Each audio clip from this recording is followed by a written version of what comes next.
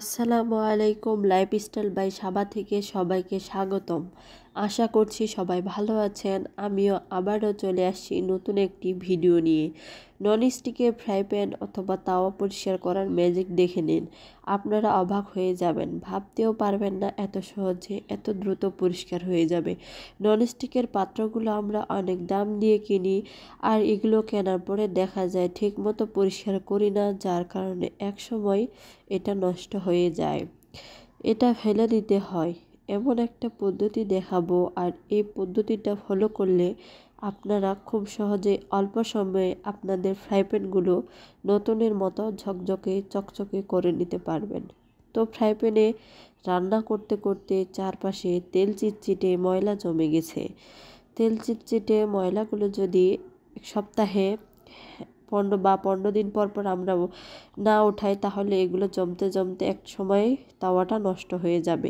তো পরিষ্কার করার জন্য প্রথমে আমি 1 চামচ বেকিং পাউডার নিয়ে নিয়েছি, তারপরে নিয়ে নিয়েছি ভিম লিকুইড। আমি যে কোনো ধরনের আপনারা ভিম লিকুইড নিয়ে নিতে পারবেন। এরপরে আমি দিয়ে দিব সাদা হোয়াইট ভিনেগার। তো 1 চামচ হোয়াইট ভিনেগার দিয়ে দিলাম, সব উপাদানগুলো মিশিয়ে নিচ্ছি। তো আমি ফ্রাই প্যানের ওপরের অংশ পরিষ্কার করার জন্য একটি উপাদান ব্যবহার করব এবং নিচের অংশ পরিষ্কার করার জন্য আরেকটি উপাদান ব্যবহার করব। তো আমি উপরের অংশটা পরিষ্কার করার জন্য ভিতরের অংশটা পরিষ্কার করার জন্য আমি এই উপকরণটি মিশিয়ে নিচ্ছি। তো দেখেন আপনারা, তো ফ্রাই প্যানের মধ্যে আমি যে অংশটা মিশ্রণ করেছি সেটা মেজারমেন্ট অবশ্যই মনে রাখতে হবে। এরপর এটা আমি প্যানের মধ্যে দিয়ে একটি ব্রাশের সাহায্যে লাগিয়ে নিব। এভাবে আপনারাও লাগিয়ে নিতে পারবেন।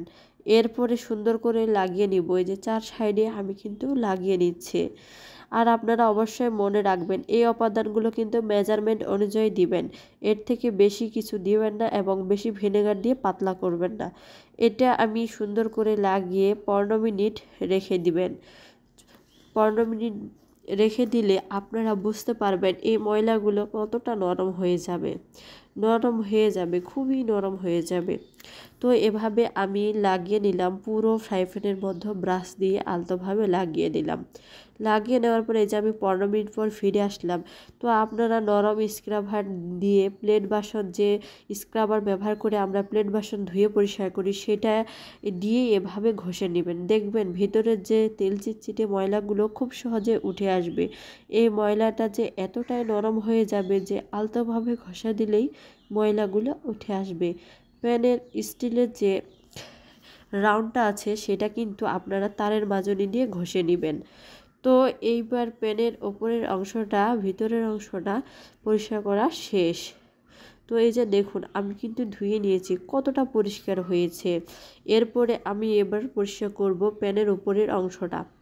দেখুন প্যানের উপরের অংশটা আমার কতটা ময়লা হয়েছে। তো এইখানে আমি নিয়ে নিচ্ছি টয়লেট ক্লিনার ব্যবহার করব এবং হারপিক।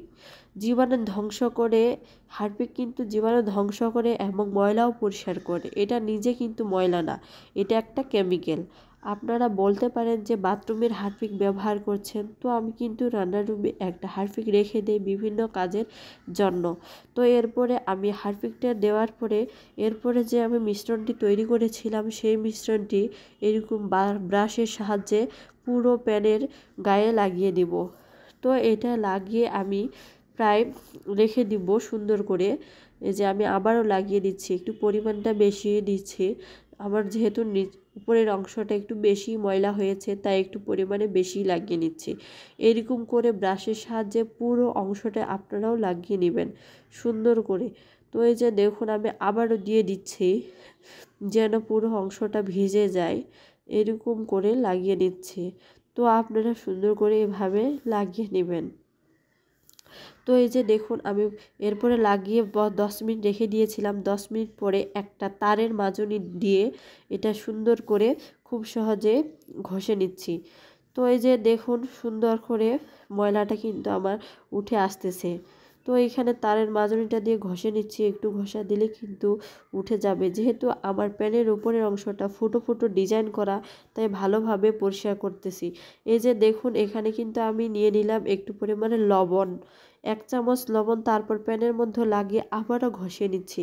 আপনারা চাইলে সপ্তাহে 1 দিন অথবা 15 দিনে 2 দিন আপনারা আপনাদের প্যানগুলো পরিষ্কার করে নিতে পারেন। তাহলে আমাদের প্যানগুলো আর ময়লা হবে না এবং প্যানগুলো থাকবে নতুনের মতো ঝকঝকে। তো এই যে দেখুন আমি আবারও একটা নরম মাজনি দিয়ে সুন্দর করে আবারও ঘষে নিচ্ছি পাশের সাইডের অংশগুলা। তো সাইডের অংশগুলা কিন্তু তারের মাজনি দিয়ে ঘষা যাবে না, তাহলে কিন্তু রঙগুলা উঠে যাবে। প্যানটা সুন্দর করে নর্মাল পানি দিয়ে ওয়াশ করে নিচ্ছি। আপনারা চাইলে কিন্তু গরম পানি দিয়ে ওয়াশ করতে পারেন। দেখুন আমার প্যানটা কত সুন্দর চকচকে ঝকঝকে হয়েছে। এই পদ্ধতিতে আপনারা আপনাদের প্যানগুলো পরিষ্কার করে নিতে পারেন। তো আজকে এ পর্যন্ত, সবাই ভালো থাকবেন। আল্লাহ হাফেজ।